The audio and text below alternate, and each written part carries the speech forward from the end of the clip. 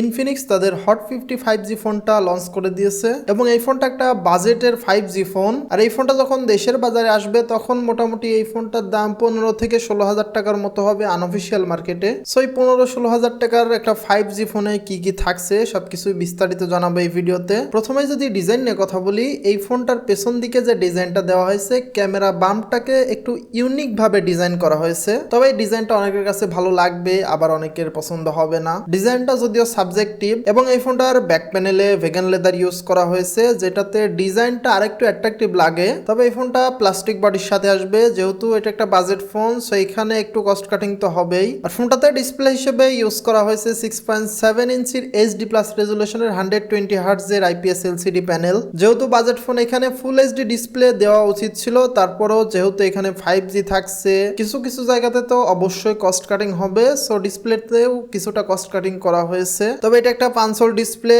এবং এই পাঁচশোল ডিসপ্লেটা ডাইনামিক বার হিসেবেও কাজ করবে, মানে নোটিফিকেশন দেখানোর কাজ করবে এই ডাইনামিক বারটা। আর ফোনটাতে প্রসেসর হিসেবে ইউজ করা হয়েছে মিডিয়াটেকের ডায়মেনসিটি 6300। এটা একটা 5G চিপসেট। সো যেহেতু বাজেট ফোন, 5G চিপসেট হলেও পারফরমেন্সটা সেরকমই পাওয়া যাবে। খুব বেশি আশা করা আসলে উচিত হবে না এই ধরনের বাজেট ফোন থেকে, এইগুলা আসলে শুধু নর্মাল ইউজের জন্যই। তবে যারা গেমার আছেন তারা কিন্তু আশানুরূপ পারফরমেন্স এই ফোনটা থেকে পাবেন না। আর সফটওয়্যার হিসেবে out of the box Android 14 দিয়ে লঞ্চ করা হবে এবং ইউআই হিসেবে ইনফিনিক্সের XOS 4 থাকছে। আর ক্যামেরার দিক থেকে ফোনটা খুবই ভালো একটা সেটআপ দিয়ে আসছে। পেছনে ট্রিপল রেয়ার ক্যামেরা থাকছে, যার মেইন ক্যামেরা 48 মেগাপিক্সেলের সনি IMX 582 সেন্সর ইউজ করা হয়েছে এবং সামনের দিকে একটা 8 মেগাপিক্সেলের সেলফি ক্যামেরা থাকছে। যেহেতু ক্যামেরাতে সনি সেন্সর ইউজ করা হয়েছে, সো ক্যামেরা কোয়ালিটিও ভালোই হবে। আর ফোনটাতে ব্যাটারি হিসেবে ইউজ করা হয়েছে 5000 mAh এর ব্যাটারি, যা এই এখন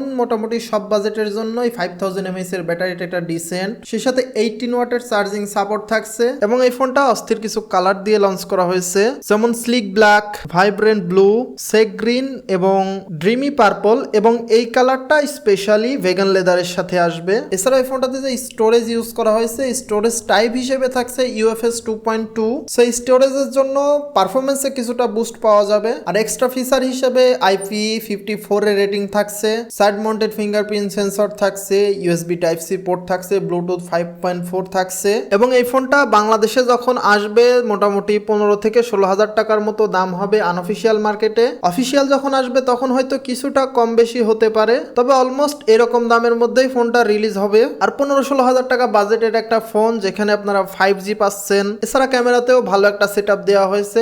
সব মিলায়ে আমার কাছে ডিসেন্ট একটা প্যাকেজ মনে হয়েছে। যারা কম বাজেটের মধ্যে একটা 5G ফোন খুঁজছেন তারা কিন্তু এই ফোনটা অবশ্যই দেখতে পারেন। খুব শীঘ্রই এই ফোনটা বাংলাদেশের বাজারে চলে আসবে। আর এই ফোনটা আপনাদের কাছে কেমন লাগলো অবশ্যই কমেন্ট করে জানাতে পারেন। দেখা হচ্ছে আবারও অন্য কোনো ভিডিওতে। সবাই ভালো থাকবেন। আসসালামু আলাইকুম।